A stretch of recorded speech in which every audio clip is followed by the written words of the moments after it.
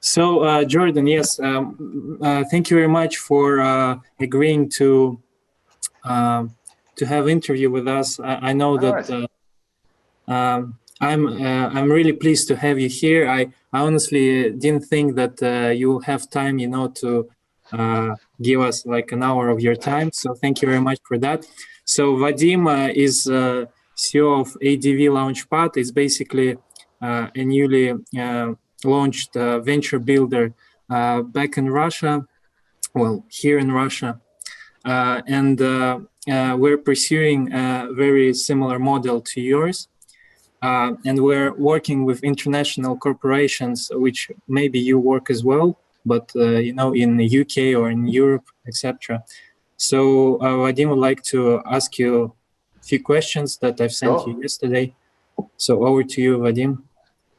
Thanks so much, Andrei. And Jordan, one more time, thanks a lot for the opportunity to talk and to discuss some problems that big corporations are meeting all the time, as well as actually.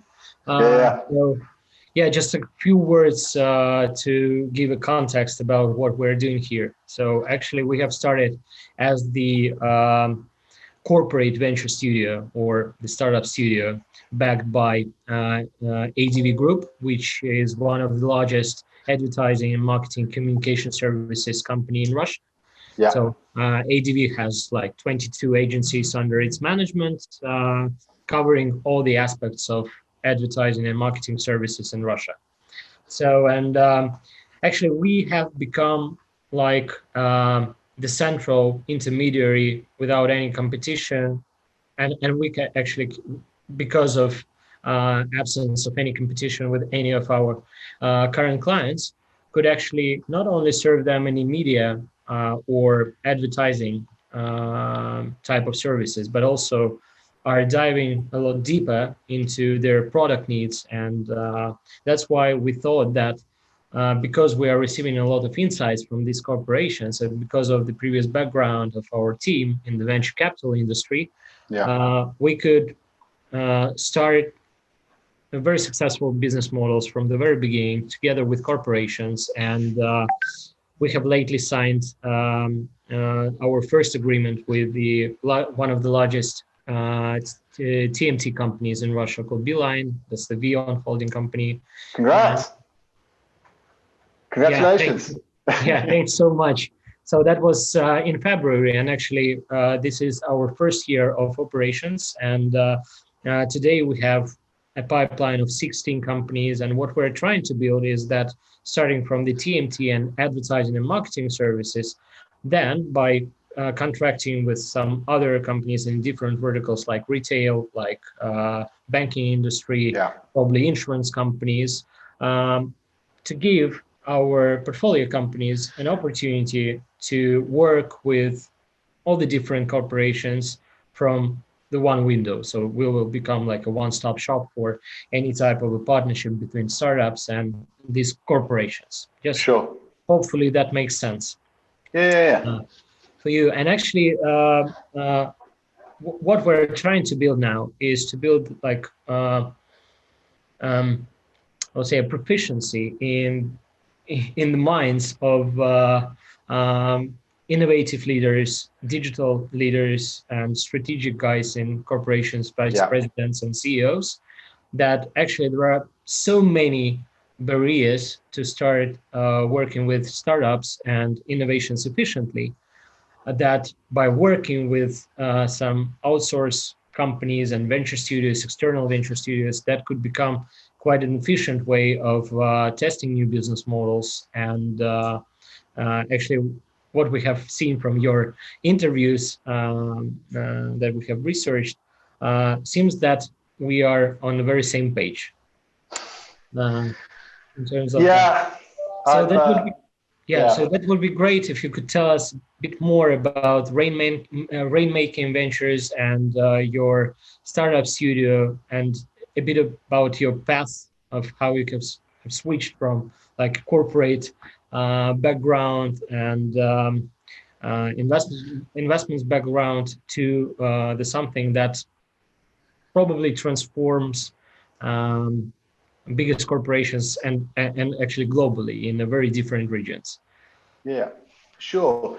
So allow me to begin, as you mentioned, right, which is just sort of introducing the Rainmaking Venture Studio and what we do. So simply put, we build companies or startups in partnership with large corporations on a no fees basis. So we have our own fund and we co-invest millions of our own capital if we like an idea. And this basically ensures that, you know, we are all aligned, us, the corporate, and the founders in our ventures, on the only thing that matters, which is meaningful enterprise value creation. And so what we do is when we come up with a venture, we incorporate a new co. We create venture teams of proven founders, so they must have raised VC rounds before. And we sort of manage the beginning years, the first sort of 4 or 5 years of that process, as we ourselves are professional company builders at Rainmaking. So we've built a ton of our own ventures with collective revenues of over $500 million US. And so for our corporate partners, simply put, our model is really quick to get up and running. It's resource light, and it's a much more efficient use of capital. But most importantly, it's just a much higher percentage success rate in terms of reaching, you know, profitable businesses at scale. And so really what we do is we de-risk the process of creating new companies for our corporate partners and for ourselves together in partnership. And that in essence is what we do. So, you know, in one way we are an investment vehicle. And so depending on which hat you wear, because on one side, we do have our own investors and LPs. And the sort of storyline on that scenario is that I believe this for many, many years, that venture capital as a business model, as an investment asset class is broken. And vanilla venture capital has been broken for many years. And there are various stats out there that sort of back this up. You know, 95% of the profits globally are generated from just 20 funds. And so, you know, 75% of all VC funds lose everything, and so on and so forth. But one side is arguably how this has become a new investment asset class where we're looking at corporate innovation as an investment asset class and a new alternative investment asset class. And so how that's sort of revolutionizing in a way a new form of venture capital with a slight twist with the corporate partners. The other side obviously is the corporates, right? Where, you know, we're allowing them to sort of explore, exploit, but ultimately own new strategic areas of growth, which sit outside or adjacent to their core business, but leverage their unfair advantages that they have, whether that be distribution, regulation, infrastructure, warehousing, real estate, fleet networks, balance sheet, and so on, and brand. So that's, in essence, what we are, what we do. We build startups from scratch. Yeah, quite an interesting approach. And seems that by that, you are somehow investing into the corporate's future, and you are like becoming some kind of insiders of the biggest corporations and their strategic goals, which probably means that you can give somehow a quasi investment opportunity for your LPs to participate in the future growth of your corporate clients and partners. Right? Yeah, because absolutely. So, you know, what we do for our corporate partners is we build ventures that are aligned to their strategic objectives from day one. And ultimately, when we're successful, we exit these ventures back to the corporate partner, right? So they fully own the scale business. And so there's this weird blend where, in many respects, what we're doing is we're baking in the buyer, exclusively that buyer, from day one. And the real sort of quid pro quo is the value proposition to the corporate is, how do I ultimately own and capture the real value of a new business model, right? And a new digitally enabled business model. And how do I do that in a more efficient and effective way than corporate venture capital or M&A, right? Or arguably trying to do it themselves, like building business from scratch themselves. And that's the key proposition for them. So for us, the truth is, with that promise to them where, look, if this works, you'll buy it back and you have the exclusive right to buy it back. And so what we do and what we offer them is to say, we as entrepreneurs and VCs, our passion and profession is really the sort of the first 4 or 5 years. We're really good at going from like an idea or creating an idea to 100, 200 employees, 10, 20, 30, 40 million of profit. And at that point in say year 4, year 5, when the business is stable enough, mature enough, we know it's a going concern, it's really starting to scale, that's when the corporate basically exercises its call option, takes full control, and continues scaling the business. And unlike, say, M&A in the wild, the takeover or the integration risk is way lower because the venture has been built, connected to the mothership, connected to the corporate from day one. And so there isn't this kind of like, oh, we've acquired this business, now somehow we've got to merge cultures, integrate it into our CRM or our claims management system and all the rest of it. So all of that risk is engineered out. And so there's this piece where the corporate gets that, and in return, what we expect, categorically must have, is ultimately the unfair advantage. Right? So we want, and we only invest in things where it's strategically aligned to the corporate, but they provide unfair advantages to that venture. And if they can't provide those unfair advantages, or they don't, we'll never invest with them. And the key difference here is once you blend the best of big with the best of small, so all those scale, deep domain knowledge and scale strengths the corporates can provide with all the best of VC and startup world, that's when we mutually win. And I think the difference between us and say a standard VC is, admittedly, our investment thesis is different because we aren't capping our upside. Because the truth is when we sell at years 4, years 5, latest year 6, the reality is it is capped. It's not going to be like an IPO with, uncapped, like, multi-billion-dollar exit. We're not playing that sort of traditional unicorn hunting game of VC where you need like one outside return that delivers it all.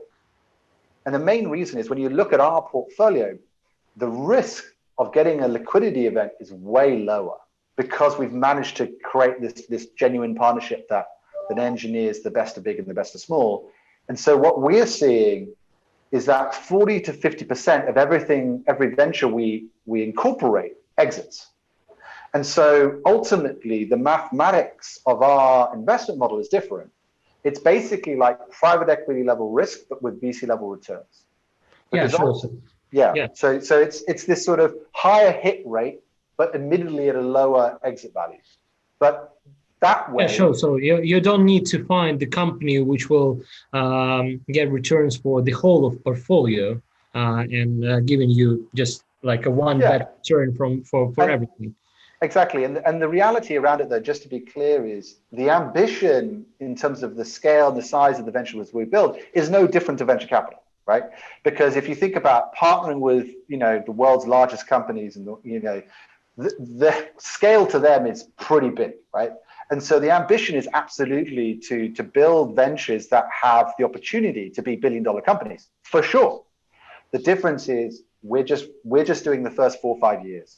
Right. Yeah. And then the corporate partner captures and owns the 90% of the value that actually comes after that first 4 or 5 year period. Right. Yeah. So you're like getting a cap or valuation of this company is up to 100 million, let's say. And then by implementing all of this business model to the corporate infrastructure, this gives an ability to make a $1 billion story in terms of a probable valuation or effect on the enterprise value of the corporation and their share value. Exactly. And it's like if you like a good example of this is like if you compare just startups in the wild, right? And the valuations of startups as they go from seed, Series A, Series B, Series C, Series D, right? As we all know, startups have like this sort of sigmoidal growth curve, right? Where they sort of start off flat for a couple of years and then bang, they grow super fast when they were. And so what we're doing is we're basically exiting or handing over control to the corporate at equivalent to circa Series B or just past Series B. And then if you think about that in terms of valuation, the corporate is then 100% owning and scaling Series C, D, E, F, right? It's like, that's actually where the real value uplift is. Yeah. So yeah. But absolutely, and that was actually my question in terms of your value proposition for your limited partners and investors into the Rainmaking Ventures as the fund or the management company, because probably one of the main concerns in regards to the corporate venture capital is that there is not quite an I would say transparent carried interest mechanics in such.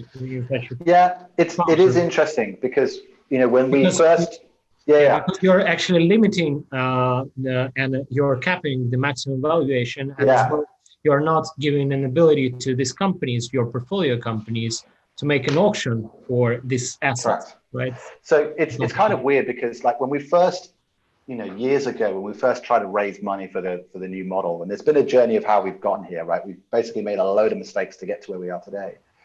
But in the beginning, when we went out to LPs and investors, some LPs would be like, look, I don't like the concept of like, you're preventing convexity, right? You're limiting the upside and capping the upside. I'm not interested. The interesting thing is though, is like when you look at it mathematically, and this is just the facts of our model, we've now proven this out, right? We get 3 to 4 times the amount of equity for the same amount of cash invested than a VC in the wild, right? And so like just on that mathematical basis, 3 to 4 times the amount of equity for the same amount of cash investment. That's a lot of wiggle room, right? Yeah. Step one. Step two, and we have now proven this, 40 to 50% of everything we in seed invest exits. Combine those two things together, the reality is we're getting way outsized returns. And the beautiful thing again is all our deal flow is proprietary, right? We're not competing, we don't lose it. Like we generate our own pipeline, and we have like a strong, predictability of what we can generate year in, year out, right? And the reality around it is, when you combine all these factors of, predictability of deal flow and proprietary of deal flow origination and creation, 3 to 4 times the amount of equity, 40 to 50% of everything we invest in exits. Okay, the exits are somewhere between 40 and 400 million EV.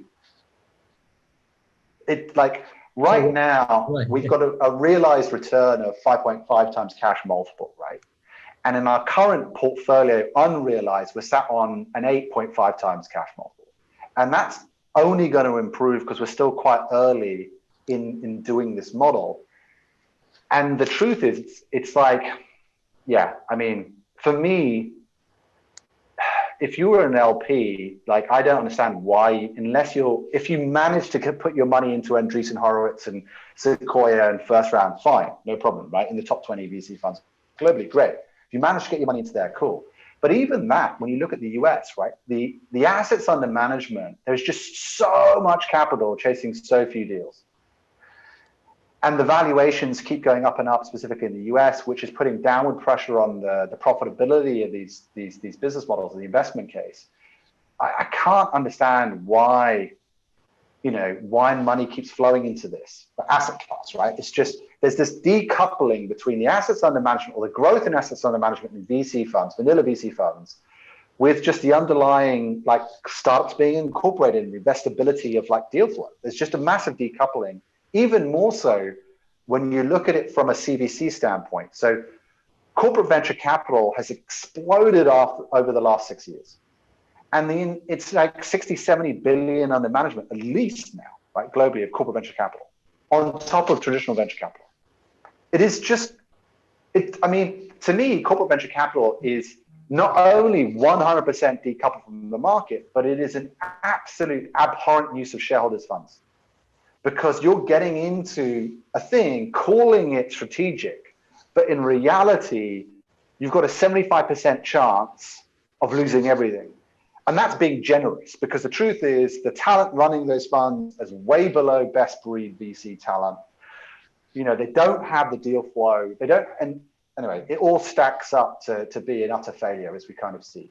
But that's kind of crazy. Sorry, it's a bit of a rant, but it drives me mental. Yeah, absolutely. Same thing here. That's great. So we have now understood that there is a huge benefit of a corporation that actually it has an opportunity and a call option to acquire a fully integrated business unit, scalable one, when it's ready for a massive launching in different markets or verticals that are already covered by a corporation.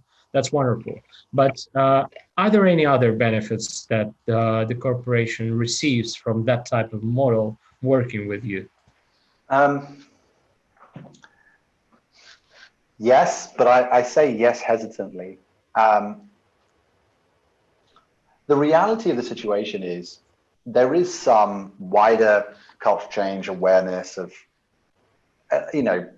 of the importance of even just the environmental factors. If you're going to do this type of disruptive activity, at first they don't really understand the importance of things like governance, incentive models, talent, decision-making, all of the sort of 40 plus years of best practice that we see in venture capital and private equity of what needs to be true from day one to allow any sort of new startup to have a decent chance of succeeding, right? Like board, all of that. Those environmental factors are so key. I don't think they appreciate those when we talk about the importance of them up front. It's only when they see it pan out and they have firsthand experience of going through this process do they realize how important that is. And so the truth is they do learn that and they do understand that once they're executing with us. And then they can take that learning and that knowledge and deploy it to their own internal, innovation efforts, right? Whether they want to start building startups internally. And so that's one element. The truth, though, is corporates often ask us, could you help us build the capability, help us build this organizational capability to build startups ourselves and upskilling and culture change and the governance structure. Yeah. The reality around that is with us in the Venture Studio, that is not our job. And so historically, there's a bit of like, how did we get to where we are? Well, the wider Rainmaking Group has a corporate innovation consultancy business. So the very first projects we did where we were specifically venture building with corporates, we did in the constraints of a professional service consultancy business model. So fees plus equity or some sort of fees. And having built 19 ventures in that model with some of the world's largest corporates, we know it just doesn't work. And it doesn't work for all of the environmental factors, right? I mean, if you just think about it as like the first step. So like all of our consultancy competitors always have the same first step, which it starts with some sort of ideation sprint, design sprint, validation sprint, right? And because they have to charge fees, they'll say to the corporate, hey, we'll charge you X 100,000 euros to generate N number of ideas because I've got to have a contract. And that's going to take, 8 weeks, 6 weeks, whatever it's going to take. And of course, at the end of those 8 weeks, they always generate, N ideas. So if we told you we're going to get you 10 ideas, I always generate 10 ideas. And always, the top 2 are definitely investable, right? There is no consultancy that's going to, at the end of this project go, yeah, we said we'd do 10 ideas. We only came up with 6. And actually out of the 6, none of them are that great, right? That's never going to happen. And that is the starting point for every consultancy venture builder. It's like shit in, shit out. It's crazy. Anyway, so the point being is, it's really hard, though, for corporates when we get asked, and this is a question we get asked a lot by a lot of boards, which is like, well, why can't we do this disruptive activity ourselves? And the truth is, it's like, look, you absolutely can, right? And I would argue, and I genuinely believe this, that over time, every large corporation should build a core organizational capability that allows them to launch new disruptive business models from within the business. However, given where they currently are, as in their current organizational capabilities today, how would they answer the following, say, 3 questions? 1, how long would it take them to go from idea to profitable new business operating at scale, 20, 50, 60 million in profit? How long would it take? 2, how much management, resources, and investment capital will it cost them to achieve that? And 3, even if the idea is good, what is their genuine percentage chance of succeeding in the market? And the facts are, regardless of industry, that less than 8% of any new business ideas launched within a large corporation reach scale. Furthermore, of the 8% that are successful, they typically take twice as long and require 4 times the investment capital to compare to similar startups in the world, right? And the thing is, what we know is, of the 8% of these things that actually do work, they only work because there's either a hero effort from the CEO who's pushing the venture through the business, or there's like a hero effort from whoever's running the venture in the business, pushing it through the business. Yeah. And when this happens, both the venture and the corporate get bruised. It's a heavily bruising process.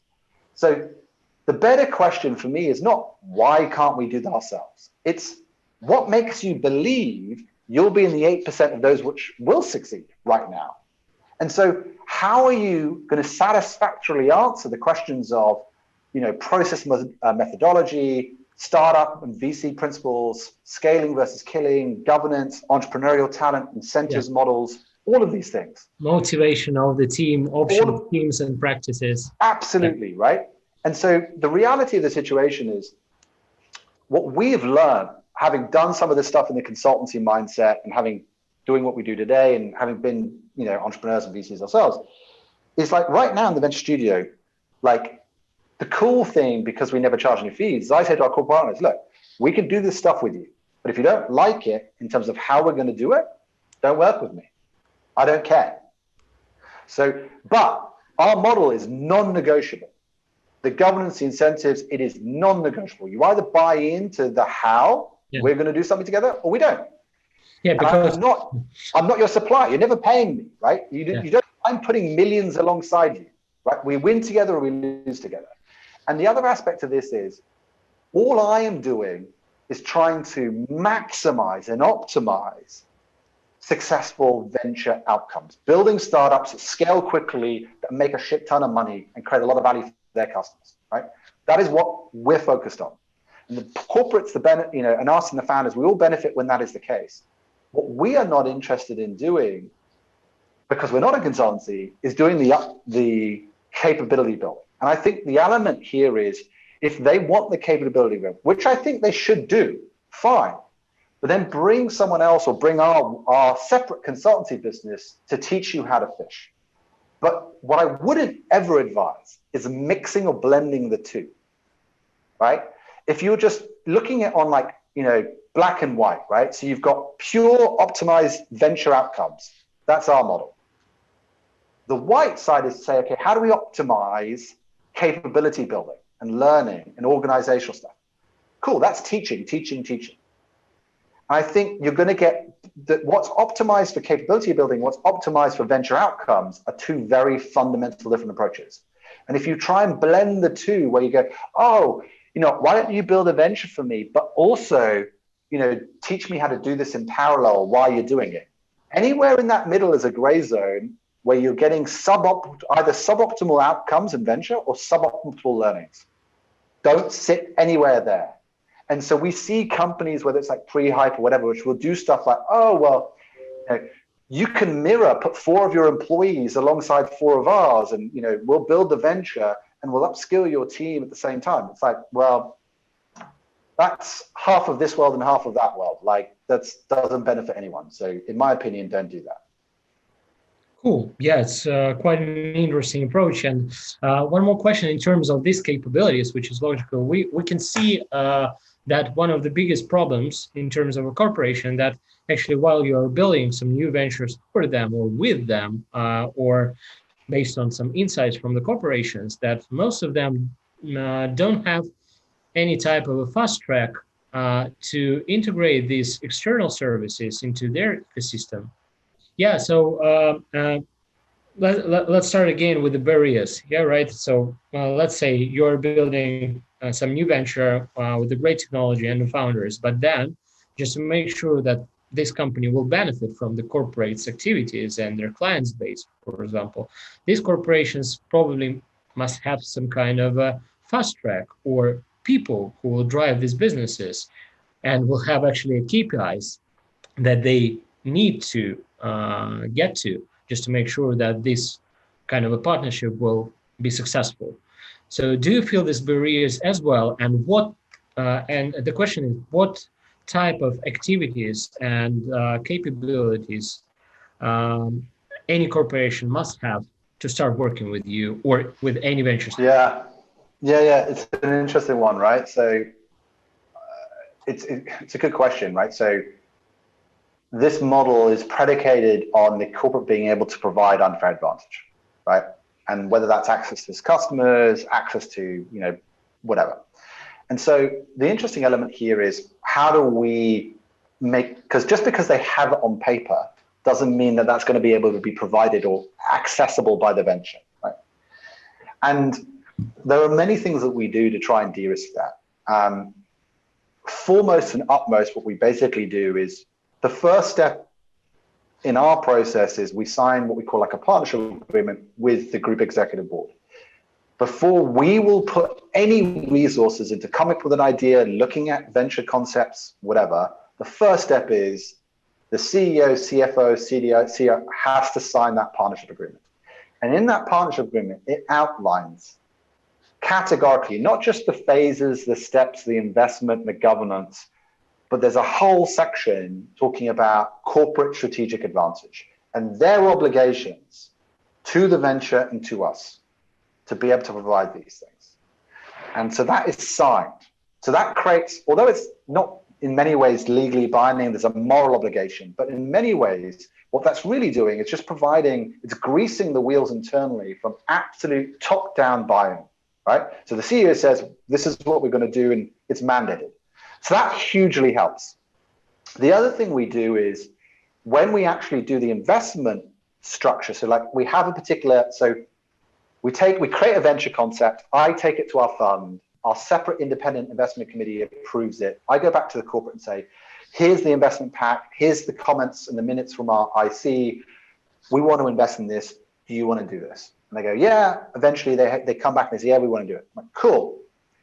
And then I basically start drafting the term sheets, but ultimately the legals. And the investment documentation includes, because each venture, once we know what the venture is, we kind of know what are the unfair advantages we are looking to call on.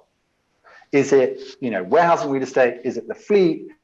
Is it the claims capability? Is it their regulatory license? What is it? And so we just list them at a very high level in the seed documentation. And ultimately, if they don't provide them all, they're deemed to be in breach, then they get heavily diluted.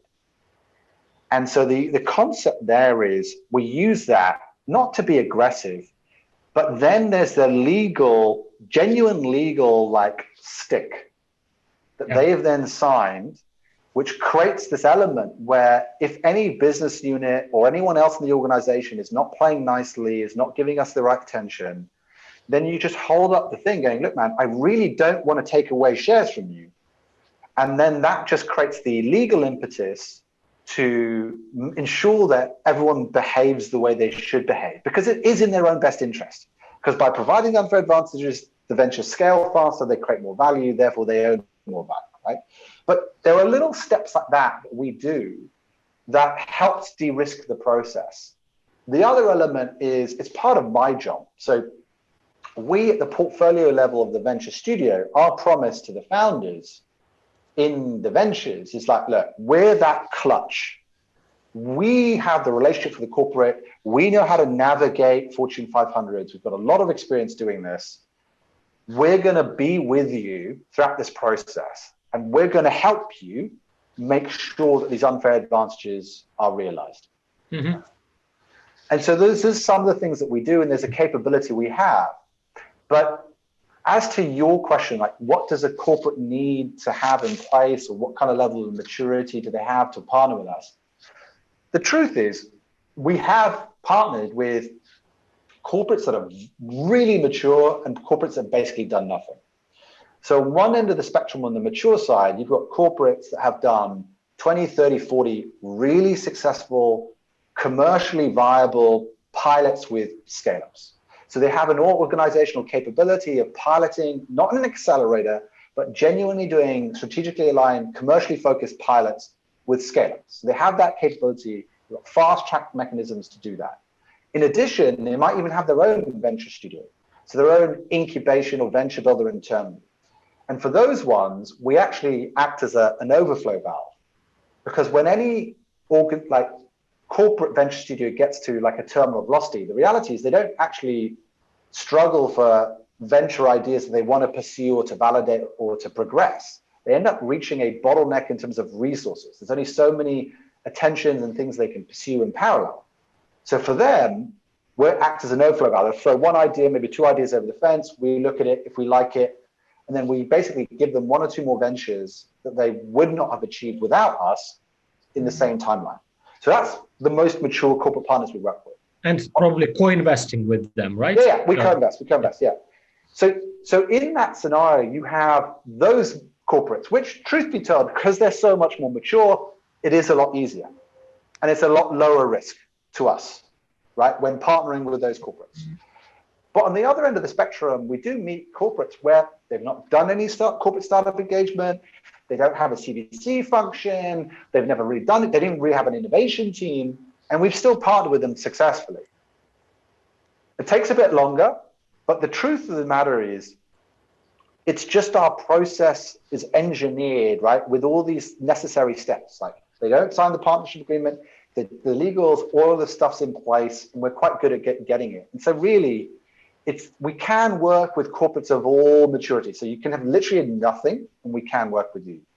But in that process, we're always assessing like our take on your risk as a corporate partner and your risk of your ability to provide us those advantages.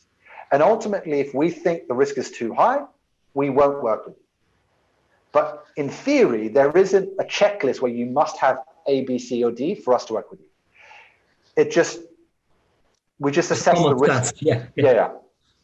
Okay. Well, yeah. In terms of figures, right? So you have already done a great job partnering with corporations, as we could see from your website.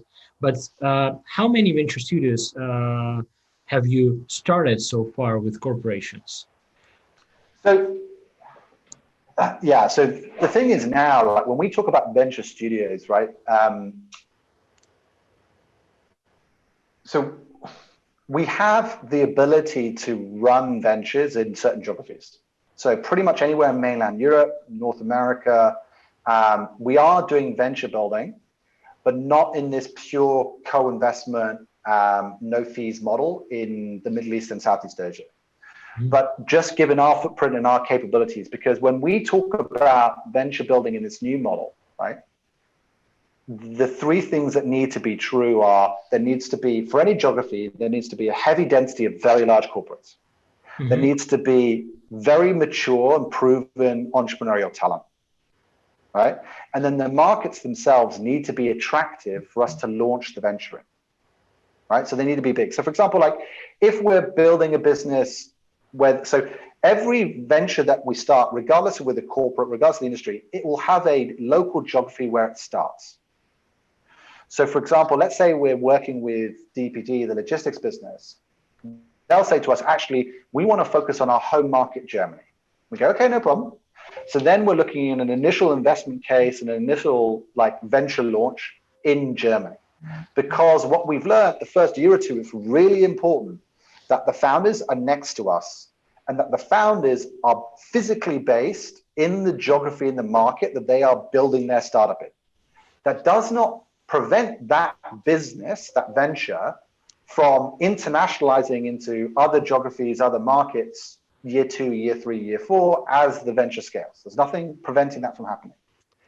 So, but wherever we start the venture, that's like a core market for us, right? And so when we look at it, whether it's the UK, whether it's Germany, whether it's New York or North America, those are the things we look at. And from an investability standpoint, we look at things like, well, how big is the local market?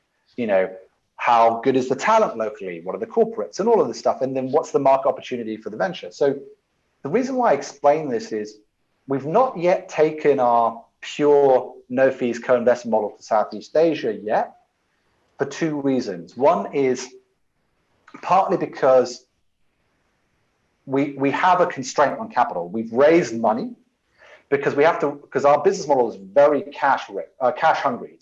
It's hungry for the OpEx.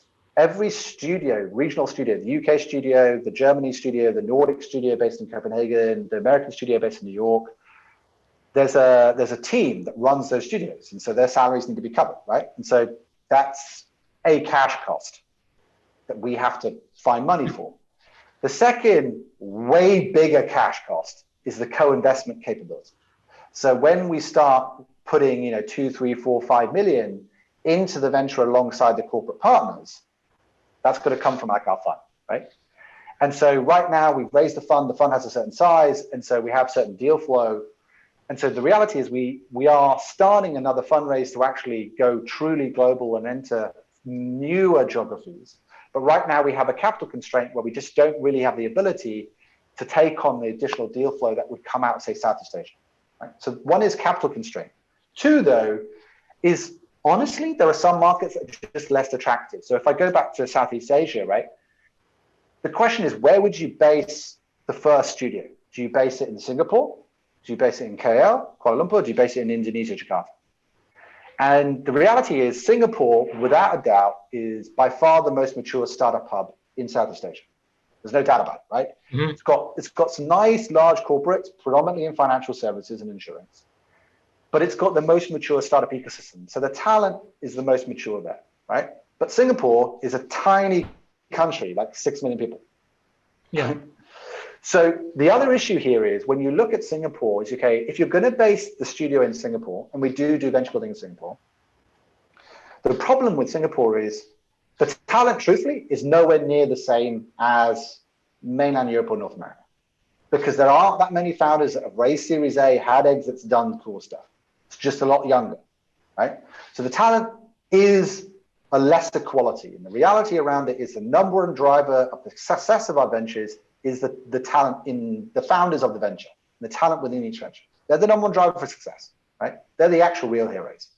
And so for us, the talent is lesser, but also the execution risk is way higher, because if we start a venture in Singapore and it does well, the reality is it's looking to internationalize pretty much from day one. It's going to have to enter either Malaysia or Indonesia, Thailand, and each one of those countries is not just literally another island or elsewhere. It's a new regulatory environment, a new language, right?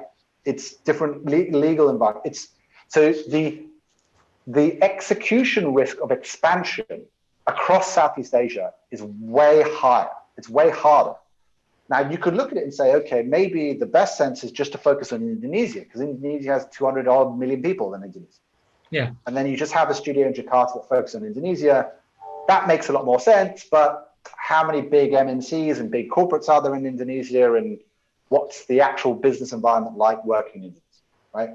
Now, notably, I don't talk about China because China is probably the biggest venture building market there is, right? Honestly. But it's like we have tried to do business in China. We spent 3 years and we realized that we just don't have the capabilities to do that. So we won't enter China, we won't enter Japan, because they're just so extremely different to what our core capabilities are, that those markets will be left to local players. Yeah, it makes a perfect sense. Thanks so much for that. Okay, so now I understand. So there are two different models. So the venture building for corporates in the local markets, and there is a bit of different model that you are now actually scaling by co-investing with corporations. One additional question in this term. So are you focusing mainly on co-investing with corporation in some kind of a portfolio, or you are also working with corporations on a deal-by-deal basis? Very good question. We only work on a deal-by-deal basis, and corporates come to us actually, in some cases, demanding that we build 6 ventures with them, 4 ventures with them every year, or whatever, right? And we refuse. Okay, so let's say we have the communication group, right, or the team operator, and then, for example, one of the employees or someone on their board level thinks about new venture, or they have some insights and ideas how they could facilitate their unfair advantages, like big data they have or the consumer base they have. And then they're contracting with you, or actually the corporation propose you to co-invest with them into some business models that you're going to create together, right? So yeah, I mean, basically what we do is once we have a partnership agreement in place, right? There's no legal obligation for either party, us or them, to do anything with each other, right? Mm-hmm. The only time we launch a venture with them is if either typically we come up with a venture concept, regardless, even if they gave us an idea and said, we want to build this, we would still have to do the scoping work to create the investment pack to take to our fund. The fund says yes or no. And then I go back and say, yeah, our fund says yes. They say yes. We choose to build a venture with them. But even if we build one venture with them, although I actually do want to build multiple ventures with that organization over a period of years, there's no obligation for me to do that. And I will never sign a contract that obligates me to do that. And the reason being is the way we look at our portfolio is, even if I'm very bullish around insurance or say financial services, fintech. So we, as a fund, as a business, want to build, 4 or 6 ventures in fintech over the next 3 years. We would prefer to diversify those 4, 5, 6 ventures across multiple corporates in the same industry.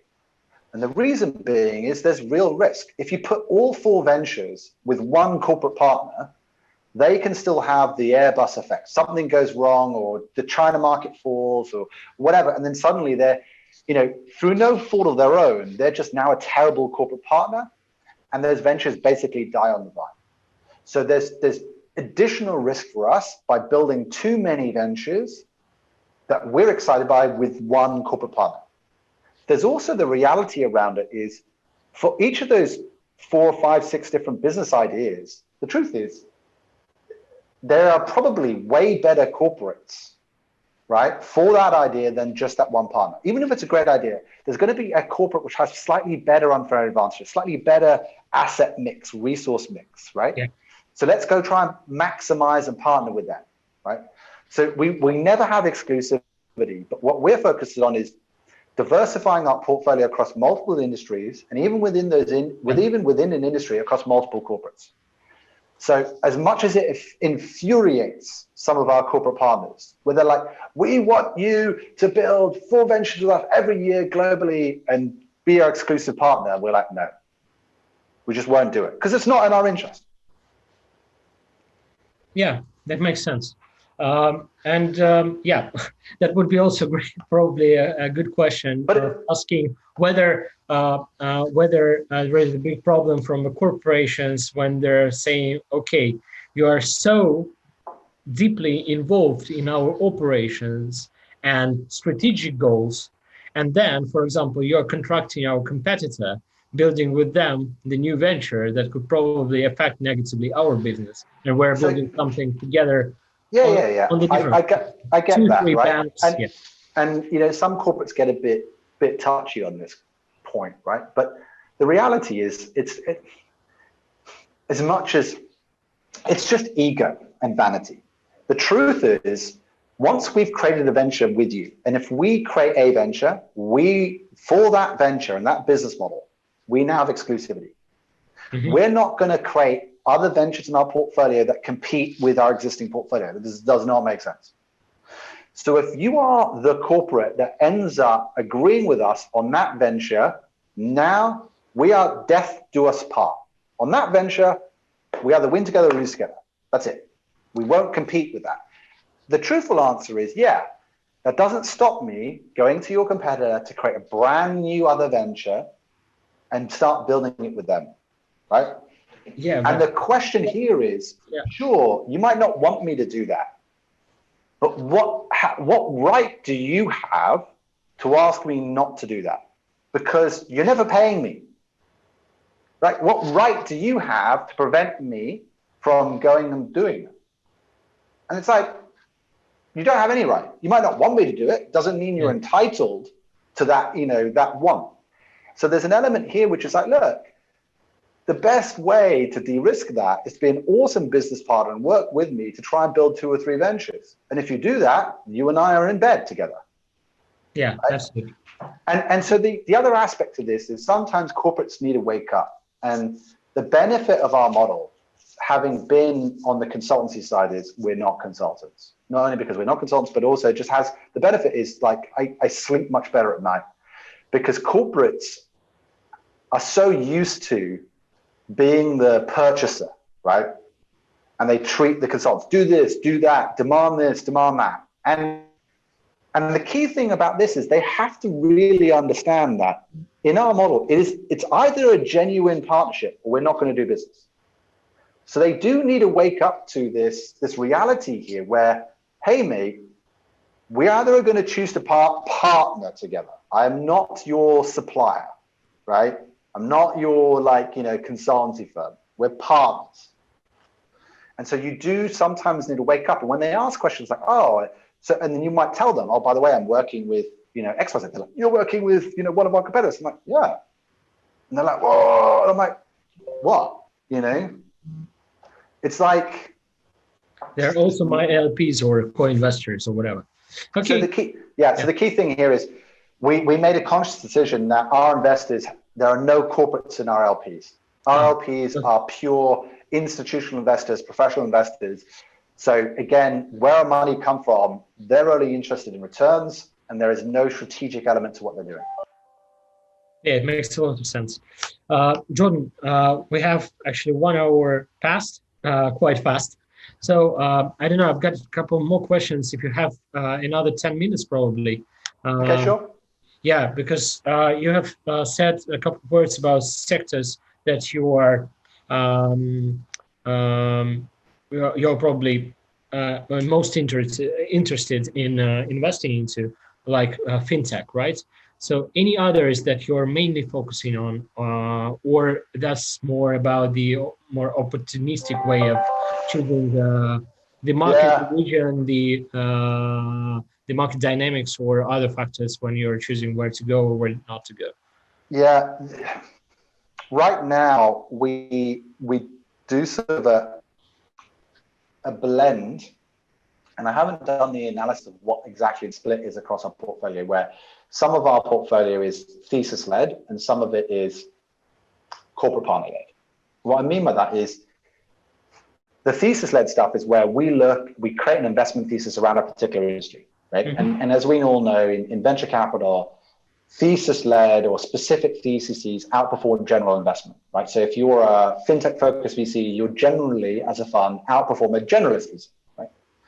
So we really believe in that. That's also true. And so there are 1 or 2 theses that we've created around particular industries, and we will allocate resources internally to generate venture ideas and venture concepts within those industries that we get excited about. We then, for each venture concept, identify the top 5 corporate partners that we think would be amazing, and we approach them and say, hey, do you want to build this venture with us or not? We're talking to your competitors, yes or no. And so there's probably, I'm just going to make up a number now, say 50% of our portfolio is thesis-led. The other 50% is where we get in, either through our existing relationships at a corporate, or a corporate reaches out and talks to us, or we meet a corporate. We'll just meet a corporate without any idea. And then we say, look, do you want to do venture building? We think you're great. We decide to do a partnership, and then we generate an idea for them. And that is just then opportunistic based on the corporate partner and what their strategic interests are and what their unfair advantages are. And so for those ventures, it's quite varied, right? And that they will, not often, but they do sit in industries, not always, in industries outside of those that we have theses on, right? So it's a mix. And having said that, though, of the industries we're absolutely interested in financial services, embedded finance in particular, insurance, embedded insurance, we're really interested in. We're interested in digital health. And although it sounds rather unsexy, we do a lot of stuff in retail still. And the other industries where, although we don't have investment theses for them, but we get excited about, are, especially with the uniqueness of this model, is getting into these what startups would say, really unsexy, traditionally non-digital, huge, boring industries, like supply chain logistics. We do a ton of stuff in logistics and supply chain right now. Mm-hmm. And I freaking love it. Because, I mean, there's some elements which have been highly digitized now, like freight forwarding and blah, blah, blah. But like, the more you go into that, like, for example, there's one of these corporates that we come across these companies that are just insane. There's a company called Brambles that we've been talking to for a while. And I never knew they existed. But basically, they pretty much provide, pallets. Yes. Like the sort of, they provide pallets for like the vast majority of like all retailers. And the reason being is, and their model, it's kind of crazy. Turns out that there are various advantages. So like if you were a clothing store or a supermarket, it's easier and better for you to just rent a pallet on a journey from A to B and pay for the journey of renting the pallets than for you to own pallets. Because if you own pallets, even though they're quite cheap to buy, in your supply chain, you take them for your factory, they come to your stores, and then they pile up at your stores, and then you have to take the logistics costs to make them disappear and circulate them back to the beginning of your supply chain. And so Brambles is one of those weird companies that I never knew existed, but just has like, I'm going to make up the number now, like 10 million pallets or like, 30 million pallets. And they just constantly are moving, especially in some industries, the vast majority of goods are on their pallets. And so now, once you start IoTing the pallets, and every pallet is a smart pallet, you're like, whoa, what businesses can I build off the back of that? It's like, yeah. And, and it's like, what? There's no startup that'd be like, oh yeah, I really want to get into the pallet game. Or it's like, so there are these really sort of unsexy, like traditionally non-digital businesses that we are getting into in, say, like supply chain and logistics that we find fascinating. And the venture opportunities there are genuinely unique. It's crazy. Yeah, and what I could understand from that, probably in that unsexy industry, is the power of such corporations is the way higher than in any other industry, which means that that's a wonderful opportunity for any founder so like, to come in and actually working without any competitors for the. So this is the thing. Like Brambles, they have one or two competitors, but they basically have a monopoly. So like Brambles is really big in fashion and a few others like grocery retail, but for the industries they're in, it's like 80-90% of all retailers work with them. It's just insane. It's like you're walking in. It's like partnering with Google for search. It's a monopoly. It's like awesome. It's like that's an unfair advantage. What can we do with that? No, you still have to be creative and you have to come up with something that's interesting. But this is where the uniqueness of this corporate venture building model gets you into those areas that you would never be able to find or access without the corporate partner. And that's what is just the added excitement to what we do. Jordan, thanks a lot. One probably last point that I wanted to cover, probably this will this should be covered in even another call, but you have started by, as you said, by consulting largest corporations as well as setting up the venture builders on a traditional service model. Yeah. Can you tell us a couple of words about that thing and why do you think it's still relevant for many corporations, and probably give an advice for some of the Russian-based largest companies of how to set up that and get the first results that will probably transform their business and make their innovative functions just better? Yeah, so we give you a little bit of context because it's really important to understand this, right? Where we at Rainmaking, the parent company, Rainmaking Group, right? We actually began as a company builder in 2006, 2007. And we were quite a unique company builder in the sense that myself and my co-founders were using it as a way, as they're a bit older, but as we were becoming parents, we were trying to justify to our partners, how do we do another startup that will probably fail with the responsibilities of becoming a parent? And so we incorporated or founded Rainmaking to de-risk our personal entrepreneurial way of life, such that where we would go individually build our own startups, but our own personal equity in our startups was owned by this holdco, Rainmaking, which meant that if my business partner Carsten succeeded and got an exit, but my business failed, would share in Carsten. So you share in the upside and you de-risk the downside. And when we originally began in 2006, we had all these visions of like, oh, think about all the synergies of like shared functions, like a central marketing function, etc. It just doesn't work. The only thing we effectively and efficiently centralized was like payroll and back office finance. It was like invoicing, right? That was it. Because each startup just had to have its unique culture and capabilities and functions.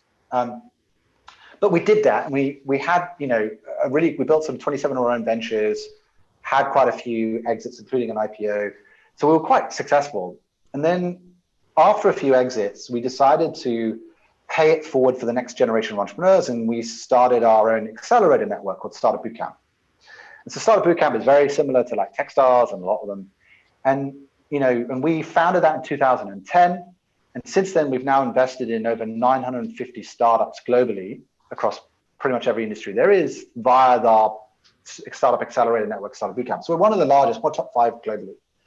And so we then got really good, not just at systematizing venture building for ourselves as entrepreneurs and founders, but also then how do we help other founders build startups and build their own business effectively and efficiently. And then off the back of Startup Bootcamp, we kind of accidentally fell into the world of corporate innovation, because as to try and get better startup deal flow in Startup Bootcamp, we started taking industries like fintech, like insurance, right? And we started getting big corporates attached to the program because their brand names, you know, 6 or 7 big banks, 6 or 7, you know, big insurers meant that we got better startup deal flow, like better startup supply, right? So we're like, cool, great. Anyway, those corporates started then coming to us saying, look, you know, this accelerator is fun, it's great, but like, it's basically innovation theater, it doesn't really help us. Like, can you actually help us with our corporate innovation challenge? And so we ended up building a corporate innovation consultancy business, really off the back of Startup Bootcamp, which is today called Rainmaking Innovation. And we've made a lot of mistakes there, but it was in that, in 2015, we got our very first contract to specifically build a startup for a corporate. It was Jaguar Land Rover asking us to build digital mobility startups for ventures. And then, as I sort of mentioned earlier, we've built 19 ventures in this sort of fees only model, then a couple of more in a fees plus equity model. And basically, we made all the mistakes possible, right? Which was kind of like, just, you know, there's some really good bits, but there's some really bad bits. And engineering out all the bad bits is where we are today with our new venture studio model, right? It's not a consultancy, it's not fees, it's co-investment, and we get amazing outcomes for us and our corporate partners. And now, as Rainmaking as a whole company, we only build ventures in the studios because the returns are just way higher, the performance is way higher. But in terms of like, what does this mean of like corporates? So if corporates want to try and build the capability to do this, my biggest advice to them now is it's going to take them 3 to 5 years minimum to get vaguely good at building their own startups themselves. And so there has to be absolute buy-in and ambition from the top to say, do you know what, we're going to have to allocate quite a lot of money to build up that capability, and that's going to take time. And then if that's the end goal, because the truth is the return on investment, and whether it's profitable or unprofitable, is just linked to on what time frame you're looking at. If you look at it in 3 years, no corporate, it's not impossible, but it's highly improbable that any corporate internal venture building practice will be profitable within 3 years or within 5 years. If you look at it at 10 years or at 15 years, if you've built that capability, like, you know, Google or Alphabet has done with X, then it's highly, like, it's that is the holy grail. But it's a massive journey to get there. And so start that journey now, but also in parallel, do things that help speed up that journey. And what helps?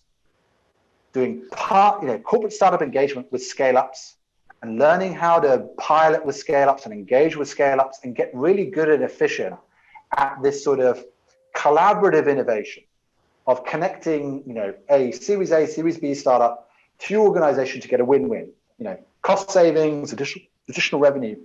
That will help for sure culture, capability, your venture building. The other aspect of this, you could say, although I'm slightly against it, corporate venture capital, if it's done well, can help understand like the investment mindset, you know, putting minority stakes into startups, that sort of helps build an organizational capability. But also, most importantly of all, if you start partnering with someone like us at the start, while the intention is to build your own capability, you will learn a lot via osmosis of how we do it and what, and also, most importantly, it will give you the benchmarks of what's achievable. Because if you don't know what good and what bad looks like, how do you know if you're on the right path? So if you build a venture with us, you will know what good, if not great, looks like. So when you're comparing your own journey, you're like, yeah, well, we're still a way off. And you're not deluding yourself when your head of innovation goes, hey, we're doing a great job. It's like, well, no, hold on. I've seen what Jordan, those professionals, I mean, there's just no way what you're doing is a great job, because those guys are just, you know, twice, 3 times as fast. They're taking less capital and they're getting more results. So, you know, the key thing here is, if you want to do it, partner with someone like us or someone like yourselves now, because you can learn via not just doing, but watching someone else do. Watching someone else, then do it in partnership, then do it yourself. So it's that learning journey, right? You know, get someone else to sort of teach you how to do it with someone, then do it yourself. And so doing a portfolio approach of corporate startup engagement, venture building with a partner, while also trying to build that capability and that upskilling and the organization and the governance and the structuring. Do all 3 of those in parallel, and you will have the best chance to succeed. We'll definitely share this advice with some of our corporate friends and partners in Russia and CIS region. So thanks a lot for this, Jordan. This is quite an insightful approach, and the ideas that you shared today with us about your previous and current experience of building one of the largest and most successful venture studios and venture capital probably players in the world. So definitely a lot of things to think about and to share it with our partners and corporates here. So, Vadim, yeah, it's been a pleasure.